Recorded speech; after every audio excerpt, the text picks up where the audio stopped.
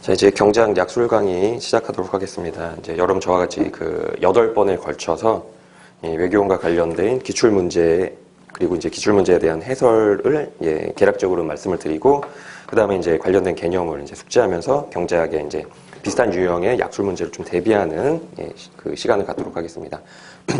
자, 나눠드린 강의 노트 1페이지 같이 보면서 이제 강의 진행하도록 할게요. 자, 일단 그 서두이기 때문에 기출문제 2문제를 제가 가져왔고요. 2013년도 30점짜리 배점의 문제, 그 다음에 이제 2015년도 역시 30점짜리 배점의 문제 2가지를 가져왔습니다. 둘 다 그 미시경제학 영역의 문제가 될 것 같고, 첫 번째 문제는 이제 그 시장 수요 곡선이 주어져 있을 때 완전 경쟁, 독점, 그 다음에 이제 꾸르노 방식의 그 과점 시장, 그 다음에 이제 슈타겔버그 방식의 과점 시장에서 균형 산출량과 균형 가격, 시장 가격 구하라, 이런 문제. 그 난이도 자체는 별로 어렵지 않고 평이한 수준의 문제이긴 한데요.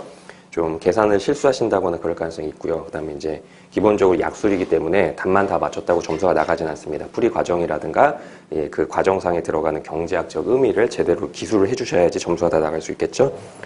그 다음에 이제 1페이지 하단에 밑에 나오는 문제는 미시경제학에서 무차별 곡선 이론, 그 다음에 이제 한계 효용 이론을 응용한 형태, 즉 여가와 소비의 그 선택 모형이다라고 볼 수 있겠습니다. 미시경제학에서 매우 주로 자주 나오는 유형의 문제가 되겠죠. 근데 그 외교원에서는 요런 거, 미시경제학에서 이쪽 파트, 소비자 이론에서 나오는 파트는 그렇게 빈출은 아니었습니다. 근데 만약에 나오게 되면 보시는 바와 같이 전형적인 타입으로 나오면서 그 비중도 좀 크게 나올 수 있겠습니다. 그래서 요런 것도 이제 소홀하게 들어가시면 안 될 것 같죠. 자, 그 강의를 이제 본격적으로 이 문제와 관련된 기본 강의라든가 문제 풀이 방법, 그 다음에 이제 서술 방법에 대해서 이제 설명을 드릴 텐데, 뭐 1번 문제는 그냥 평이하게 읽어보시면 될 것 같고, 그 밑에 2015년도 3번 문제에 이거는 실제 이제 그 국립외교원 기출문제를 제가 그대로 복사해 왔는데, 요거 여러분들 제가 뒤에 나눠드린 강의 노트랑 그 알파벳이 약간 좀 다릅니다. 그래서 그거 좀 수정하고 들어가도록 할게요. 자, 그래서 이제 그 여러분들은 그 문제에서 이제 그 찍찍 긋고 이제 좀 바꿔주셔야 되겠죠. 자, 이 출자신 교수님은 여가를 L이라고 많이 표시를 하셨는데, 레저의 약자가 되겠죠. 그 다음에 이제 소비를, 컨섬션의 약자 이렇게 C로 했는데, 물론 이제 일상적으로 이렇게 표기를 해도 되는데 말입니다. 그 여가, 그 다음에 이제 그 소비 선택 모형에서는 이렇게 해버리게 되면은 좀 혼동의 여지가 발생해요. 왜냐하면 우리 여가를 했다는 얘기는 뭡니까? 여가는요, 총 하루에 가용 시간이 24시간 빼기 노동 시간이잖아요. 근로 시간 말입니다. 자, 그래서 이제 여가를 L로 해버리고요. 이 문제에서 교수님은 노동 시간을 H라고 했습니다.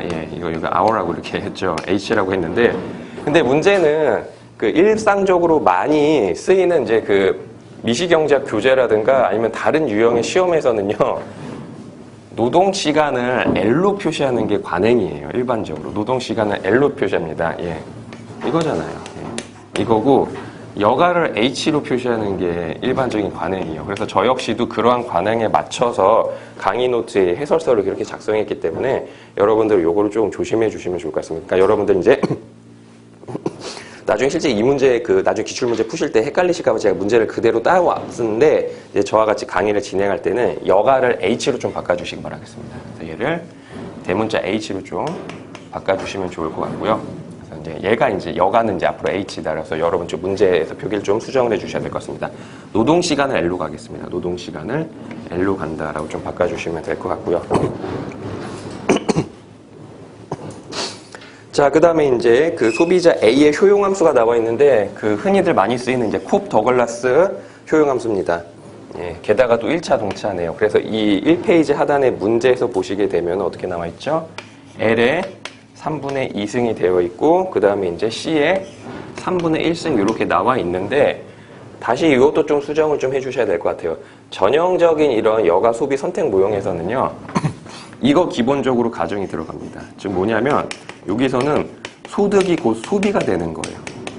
소득과 소비를 일치하는 거. 물론 그럼 아니 원래는 소득 있으면 저축하고 남은 게 소비여야지 않습니까? 라고 하는데, 그거는 소비와 저축 모형이고요. 보통 이기가 피셔 모형이라고 하는 소비와 저축 모형에서는 그런데, 보통은 여러분 열심히 돈을 버시잖아요. 왜 돈을 버십니까? 먹고 살려고. 여러분 돈 쓸 데가 많잖아요. 집세도 내야 되고, 뭐 고기도 먹어야 되고, 그다음에 이제 뭐 여가도 즐겨야 되겠고, 그다음에 뭐 영화도 봐야 되고, 돈 쓰려고 돈을 버는 거예요. 그렇기 때문에 이런 여가 소비 선택 모형에서는 얘는 결국 궁극적으로 소득이랑 똑같습니다. 소득과 소비가 일치하는 걸로 간다라고 해서 역시 헷갈림을 방지하기 위해서 여러분 얘는 그냥 소득으로 바꿀게요. 즉 이러한 여가 소비 선택 모형에서는 저축은 전혀 고려할 필요가 없습니다. 저축이 없는 모형으로 이제 문제를 풀 수 있습니다. 저축까지 고려한 모형에 문제가 들어가면 이건 학부 수준의 경제학에서는 풀이가 불가능합니다. 자, 그래서 정리할게요. 여러분 문제를 좀 수정하도록 하겠습니다. 그래서 1페이지에 여가는 H로 표시를 해주시고요. 노동시간 이제 L로 좀 바꿔주세요. 알파벳. 그거 이제 알파벳만 바꾸시면 되는 거예요. 별다른 게 아닙니다. 소득은 I로 바꿔주세요. 인컴의 약자가 되겠죠? 소득이 곧 소비니까 인컴으로 좀 바꿔주시면 될 것 같습니다. 자, 그렇게 되면은 이제 효용함수가 이제 이렇게 바뀌겠죠? H의 3분의 2승, H의 3분의 2승, 그 다음에 인컴의 3분의 1승 이렇게 이제 바뀌게 될 것 같습니다. 흔히 아시는 이제 콥 더글라스 효용함수가 되겠죠. 문제 풀기가 아주 수월한 형태의 효용함수가 될 것 같습니다. 이렇게 그러니까 알파벳만 좀 바꿔주시라는 얘기입니다. 자, 그 다음에 시간 제약식이죠. 예, 시간 제약식은 이겁니다. 여러분 하루에 여가를 24시간 이상 놀진 못하잖아요. 예, 불가능하죠. 그렇기 때문에 이게 바로 시간 제약식이 되는 겁니다. 그리고 여가는 24시간 빼기 노동시간이 되겠죠. 그러니까 이거 역시 알파벳으로 바꿔주시게 되면은 H는 24시간 마이너스 L 이렇게 이제 바뀌어주게 될 것 같습니다. 자, 그 다음에 이제 뒤에 예산제약식이죠. 예산제약식이 바로 여러분들이 여가를 몇 시간 썼느냐, 즉 내가 여가를 몇 시간 썼다는 얘기는 남는 시간은 일을 했다는 얘기죠. 내가 일한 시간만큼 돈을 버게 되는 겁니다. 그래서 여러분들의 총소득은 이렇게 바뀌게 되겠죠. 예, 이렇게 이제 바뀝니다. 자, 여기서 W가 뭡니까? 바로 시간당 임금이 되겠죠. 이게 바로 여러분들의 이제 노동시간이 되는 거고요. 그래서 이제 당연히 이제 암묵적인 가정은 시간당 임금 얘는 그냥 일정한 걸로 가정이 되어 있죠. 그러니까 얘는 문제에서 주는 겁니다. 우리가 컨트롤할 수 있는 게 아니에요. 그냥 주는 대로 시급 받아간다라고 이제 보시면 되는 거고요. 자, 그러면 내 소득은 내 시간당 임금 시급이 되겠죠. 시급 곱하기 내가 일한 시간이 되는데, 근데 요게 하나가 더 들어가 있죠. 문제에서 뭐라고 했습니까? N이라고 그래 있는데, 예, 저는 좀 바꿀게요, 여러분. 좀 A라고 바꿀게요. A라고. 여러분 혼동하실까봐 A라고 바꾸겠습니다. 얘가 바로 이제 비근로소득이 되는 거죠. 비근로소득. 재산소득이요. 비근로소득이 되는 겁니다. 예, 이렇게 좀 용어를 바꾸도록 하겠습니다. 제가 왜 이렇게 바꾸냐면 여러분 문제에서 이 1페이지 하단에 나와 있는 저 L, C, H, N, A 막 이런 알파벳 이니셜들이 이게 법칙이 아니에요. 출제하시는 교수님들이 자기 맘대로 임의로 쓸 수가 있다는 얘기입니다. 그렇기 때문에 저희 뒤에 강의 노트에서는 이 알파벳 이니셜을 좀 다를 수 있기 때문에 혼동하지 마시라고 그런 트레이닝 차에서 말씀드립니다. 자, 비근로소득은 뭡니까? 1시간도 일을 안 해도 따박따박 여러분들 통장 잔고로 찍혀서 들어오는 그런 소득이 되겠죠. 가장 대표 중에 뭐가 있을까요? 연금 같은 거, 아니면 용돈 같은 거, 아니면은 재산소득이죠. 월세 같은 거. 여러분 나중에 돈을 많이 버셔가지고 건물을 하나 올렸어요. 그러면 여러분들 건물 올리시면은 일 1시간도 안 해도 매달 따박따박 월세가 들어오게 되겠죠? 그런 것들. 그 비근로소득이잖아요. 비노동소득. 연금, 용돈, 재산소득 같은 거, 뭐 월세라든가, 아니면 뭐 이자소득이라든가, 예, 이런 등등등이 여러분들의 총소득에 영향을 미치는 요인이 될 수 있겠죠? 즉, 얘는 근로소득이 되고요. 근로소득. 얘는 비근로소득. 노동시간과 관계없이 매달 일정하게 찍히는 그런 소득이다라고 볼 수 있겠죠? 얘가 바로 이제 예산제약식이다라고 보시면 될 것 같습니다. 자, 여기까지 해서 이제 기본적인 문제 세팅, 예, 좀 맞춰두도록 하고요. 자, 이제 순서상 요거는 이제 차후에 다시 이제 보충 설명 드리도록 하겠습니다. 우리는 이제 1페이지 상단에 있는 시장 수요가 주어져 있을 때 이런 독점 시장이랑 과점 시장의 그 균형을 이제 달성하는 원리 좀 살펴보셔야 될 것 같기 때문에 그렇죠. 자, 그래서 이제 여기다 이제 문제를 적어두도록 할게요.